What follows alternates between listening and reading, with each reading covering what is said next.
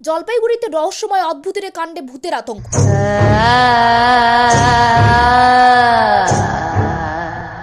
দিনরাত রহস্যময় ভূতের কাণ্ডে আতঙ্ক ছড়ালো জলপাইগুড়ি শহরে। নিউ সার্কুলার রোড এলাকায় অদৃশ্য কোনো শক্তির তাণ্ডবে কার্যত আতঙ্কিত সেখানকার বাসিন্দারা।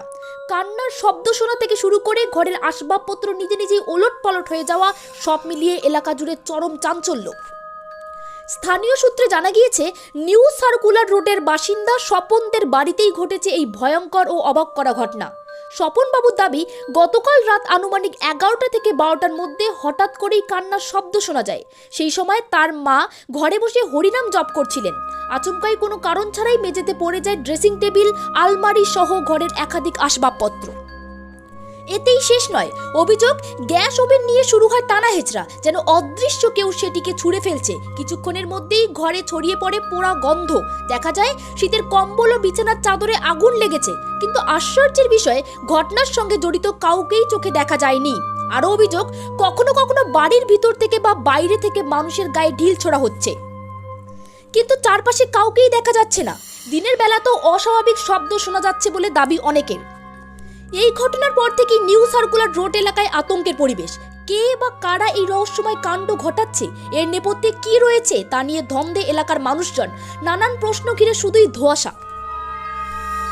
রহস্যজনক এই ঘটনায় আতঙ্কিত এলাকাবাসী দ্রুত প্রশাসনের হস্তক্ষেপ ও ঘটনার সঠিক তদন্তের দাবি জানিয়েছেন প্রত্যেকে। ওয়ার্ডে একটা ভৌতিক কাণ্ড দেখা যাচ্ছে, অনেকে ভূতের আতঙ্ক রয়েছে, এটা কি বলবেন? দেখেন, এগুলি তো আমি এই কুসংস্কার বা ভূত এগুলি তো আমি মানি টানি না, ব্যক্তিগত আমি মানি না। আর কে মানে না মানে বিষয়টা তাদের, কারণ আমি শ্মশানে রাত্রিবেলা চলে যাই, যাতে এগুলি না। ঘটনা হচ্ছে এইগুলি, এই বাড়িটা হলো বাস্তবে একটা বিশৃঙ্খলা বাড়ি। এই বাড়িতে কোনো কিছু নাই, এটা একটা সংসার নেই, এটা মদ মাতাল এদের জায়গা। এই জায়গাটার মানে কোনো শৃঙ্খলাহীন, কি বলবো, এটা এই তো বলার কিছু নেই। তবে এই আতঙ্কটা কেন, সেটাও একটা বিষয়। এবার সায়েন্স আর আমাদের যারা সায়েন্স নিয়ে কাজ করে, ক্লাব, নেচার ক্লাব, ওদেরকে খবর দেওয়া হলো আপনার প্রতি, এবং দেখা যাক তারা এসে কি বিচার করে, এবং দরকার বলে যদি সেরকম হয় তাহলে পুলিশ প্রশাসনকে জানিয়ে সেখানে যেটা এই বিষয়টাকে, এই আতঙ্কর বিষয়টাকে তো দূর করতে হবে।